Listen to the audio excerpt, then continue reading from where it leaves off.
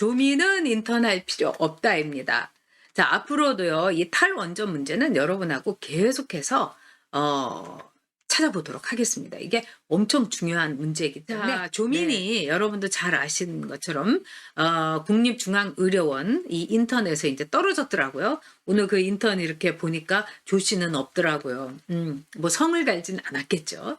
근데 조민은 사실은 인턴을 할 필요도 없어요. 왜 그러냐? 이 정경심 재판이 지금 정경심이 감옥에 들어가 있잖아요. 그러면은 이 말하자면은 피고가 감옥에 들어가 있으면은 모든 재판은 대법원까지 한 1년 안에는 고속으로 빨리 끝내야 됩니다. 물론 카운트를 해줘요. 이 형기에다가 이 플러스를 해줍니다. 그럼에도 불구하고 법정 구속된 사안이라든가 구속돼 있을 경우는 이 재판 진행을 빨리 해줘서 1년 안에 끝납니다. 그러면 인턴십을 하는 동안에 정경심이 유죄를 받게 되면은 조미는 고절도 못 되는 거예요. 고중퇴 정도나 될까요? 왜냐하면 고등학교 간 것도 문제가 되니까. 의사는 언감생심이죠. 그러니까 조민이 이 국립중앙의료원이 말하자면 뭐 정재길인가 이래가지고 정재현인가 이 문재인 캠프에서 있었던 그 의사가 의료원장이니까 아주 뭐 잘 봐줄 거다 이렇게 생각해서 국립중앙의료원에 지원을 한 거다 이렇게도 볼 수 있지만 사실 엄마의 형이 확정이 되면은 조미는 의사 할 수가 없어요.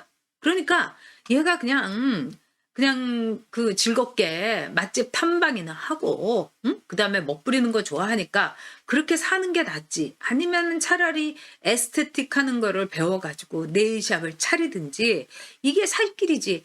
왜 이렇게 인턴을 하려고 하는지 이해를 못 하겠어요. 그리고 또 조국은 그랬죠. 우리 딸아이가 피부과를 지원한 거는 사실과 다르다. 그렇지만 국립중앙의료원에 인턴십 지원한 거 여기에 대해서는 부인을 하지 않았죠. 참 조국도 참 이 한심한 사람입니다. 자, 근데요. 이 조민과 이 정경심, 조원, 최강욱 다 이 한 통속인 거예요. 그래서 제가 볼 때는 어저께 여러분께서 이제 최강욱의 이 선거를 이렇게 보셨죠. 조국의 예고편이다. 이렇게 볼 수 있습니다. 이 최강욱이 이제 징역 8월에다가 집행유예 2년 받았죠. 어떤 분들은 그래요. 굉장히 약하게 받은 거다. 왜 그러냐? 다른 경우 뭐 자기 자식을 이렇게 허위, 부정으로 해갖고 입학시키고 이런 사람들은 굉장히 중형을 받았답니다. 근데 최강욱이는 말하자면 공범이고 일종의 종범이다. 조국이 정범이고 정경심이 말하자면 주범이고 그렇기 때문에 거기에 따라서 허위 문서를 해줬기 때문에 최강욱이 징역 8년에다가 집행유예를 받은 거다 이렇게 보는데요. 어쨌든 여러분 최강욱이는 날라갑니다. 최강욱이는 날라가요. 제가 이렇게 이 재판부에서 어떻게 나오는 걸 보니까 아주 빼도 박도 못하게 최강욱이 주장하는 거에 대해서 재판부가 뭐래? 무슨 소리야? 딱 아예 그냥 입을 막아버렸어요.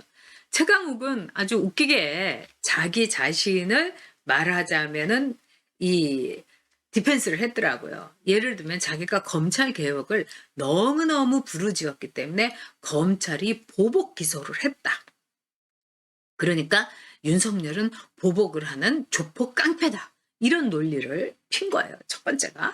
그 다음에 두 번째가 자기 자신에 대해서도 이 말하자면 구인장을 막 그 발부하려고 했고 자기가 현직 국회의원인데도 불구하고 뭐 구속하려고 했다. 뭐 이제 신문을 하려고 했다. 그리고 이거는 나의 인권에 대한 억지 수사다. 뭐 이런 두 가지의 논리를 폈어요. 근데 재판부가 보기에는 아니 무슨 보복은 지금 네가 가짜 서류를 만들어준 게 확실하잖아. 아니 어떤 인턴이 10회분만 딱 근무를 하고 가냐. 아니 여러분 뭐 이명웅이나 송가인이라고 하더라도 이 행사 나가면 30분은 이거 채워주고 하는데 무슨 인턴이 그렇게 귀한 몸이라고 12분씩 그것도 일주일에 3번을 말이 안 되는 거죠. 그러니까 이거는 인턴 업무를 했다고 볼 수가 없다. 재판부가 본 거예요. 거기다가 여러분도 보신 것처럼 최강욱이가 오랜만에 원희를 얼굴을 봤는데 뭐 이런 문자를 이제 경심이한테 보낸 거라든지 그다음에 뭐 형수님 도움이 됐으면 좋겠습니다 하니까 또 경심이가 이거 연고대에 보낼 건데 뭐 딱딱 들어맞는 그러니까 지들이 제가 이렇게 딱 보니까 내 세상이다. 그리고 최강욱이가 말한 대로 이 세상 모든 사람들에게 정권이 권력이 우리가 잡음으로 해서 세상이 바뀐 걸 보여주겠다. 이렇게 하면서 기고만장했던 거예요. 그리고 자기네들이 뭐 보내고 한 자시고 한 문자 같은 게 이렇게 깨알같이 검찰에서 싹 뒤져가지고 딱 증거로 제출할 거라고는 몰랐던 거죠. 그러니까 제가 넘어간 거죠. 그리고 최강욱의 경우는 뭐 어제도 여러분께 말씀드리겠지만 나 당대표고 기자회견 해야 되니까 재판 좀 빨리빨리 끝내라고. 판사가 얼마나 황당했겠습니까? 제가 보기에는 우리 법 아니라 니네 법 연구해라도 저 최강욱이 이거 정말 날려버려야 되겠다 이렇게 생각했을 거예요. 그래서 최강욱이가 날아갔어요.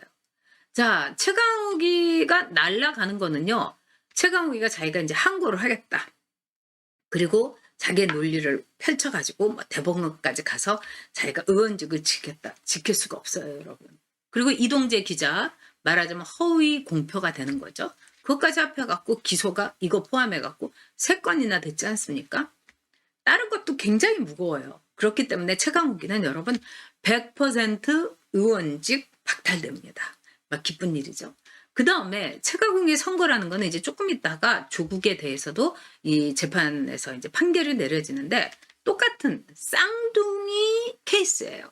그렇기 때문에 최강욱이 이렇게 유죄를 받으면 조국은요.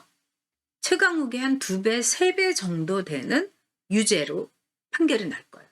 뭐 징역 3년, 3년 반 이렇게 나올 수 있습니다. 왜 그러냐? 지 아들을 위해서 허위 문서를 만든 주범이기 때문에 그렇습니다. 최강욱이가 8개월 정도 나왔고 검찰에서 1년을 말하자면은 선고를 했던 거. 이거는 왜 그럴까요? 아까 말씀드린 대로 이 조원이라는 애는 최강욱이의 아들이 아닌 거예요.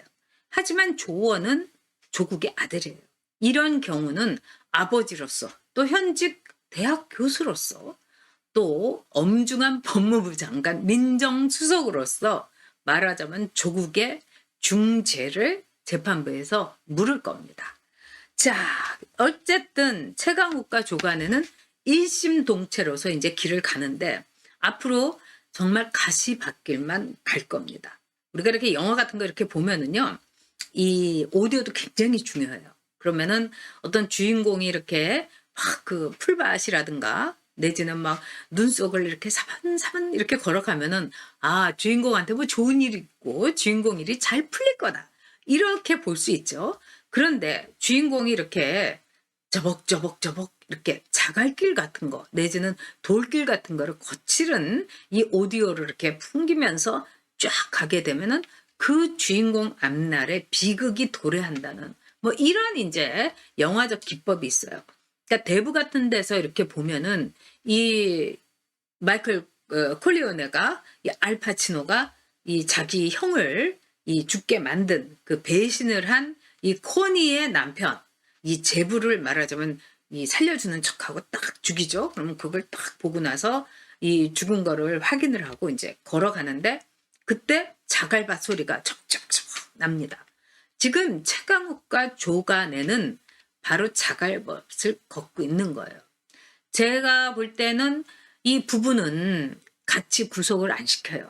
근데 유일하게 몇 가지 부부가 동시에 구속이 된 경우가 뭐 이 장영자하고 그 이철이 부부라든가 몇몇 또 부부가 있었죠. 그리고 예를 들면은 뭐 이제 임창열 그다음에 이제 또 임창열의 그 부인이었던 그 유명한 뭐 미세스 주 뭐 이런 경우 주애란 씨. 근데 주애란 씨만 감옥에 간 거예요.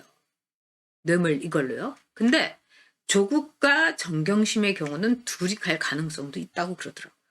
어저께 제가 이 변호인한테 물어보니까요. 변호사분한테. 왜냐하면은 둘이 그 죄가요. 엄청나다는 거예요.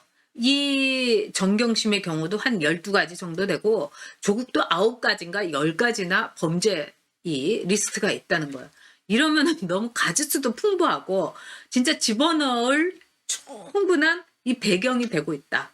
근데 제가 볼 때는 이 최강욱이가 아주 그 피비린내 나는 예고편을 때려가지고 결국 조간의 결말도 아주 비극으로 끝날 거다. 이렇게 볼 수 있죠. 자, 그 다음에 이제 세 번째로 조민은 아까 이제 제가 인턴할 필요 없다 이랬는데 조민은 의사가 될 수 없다고 합니다. 물론 이제 재판 결과 앞으로 1년 동안의 재판 결과로 되겠지만은 조민의 경우는 이제 가정의학회 이 협의회에서도 조민의 의사 자격을 박탈해라 이렇게 얘기를 했고 또 조민이 그동안에 여러분도 보셨겠지만 조민의 부산 의전원에서의 성적표 있지 않습니까? 이 내신이라든가 이런 걸 볼 때는 조민이 어디를 가서도 인턴십을 받을 수가 없다는 거예요. 제대로만 뽑으면. 그러니까 이 박인숙 전에 이제 국회의원도 했고 이분이 아산병원에서 우리나라 소아암이라든가 이런 거로는 굉장히 이렇게 권위가 있는 분이고 또 의원 노릇도 굉장히 잘 하셨어요. 그래서 저하고도 이제 개인적으로 잘 아는 분인데 이분은 의사지만은 의사들의 어떤 권리나 이런 거보다도 이 뭐 편의점 같은 데서도 이제 급한 소화제라든가 뭐 이런 의약품은 팔게 해야 된다. 그래서 그런 거를 굉장히 이렇게 반대하는 약사들 뭐 이런 분들하고 막 그 국민들의 건강과 이익을 위해서 이렇게 싸웠던 분인데 이 국립의료원에 이제 조민이 갔다는 것 자체가 이거는 뭘 특이한 걸 바라고 간 거지 이게 정상적으로 얘가 어디 가갖고 인턴십을 받기 어려울 거다 이렇게 얘기를 하고 있습니다. 그래서 각 의사단체에서 조민의 의사 자격을 박탈해라 이렇게 하고 있기 때문에 조민이 의사 된다는 거는 여러분들이 걱정하지 않으셔도 될 거다. 우리가 막 꿈에 조민이 하얀 가운을 입고 오면은 여기가 이발소인가요? 아니면은 여기가 병원인가요? 뭐 이러는 그런 악몽은 안 꾸셔도 된다. 이렇게 볼 수 있습니다. 그나마 다행이죠.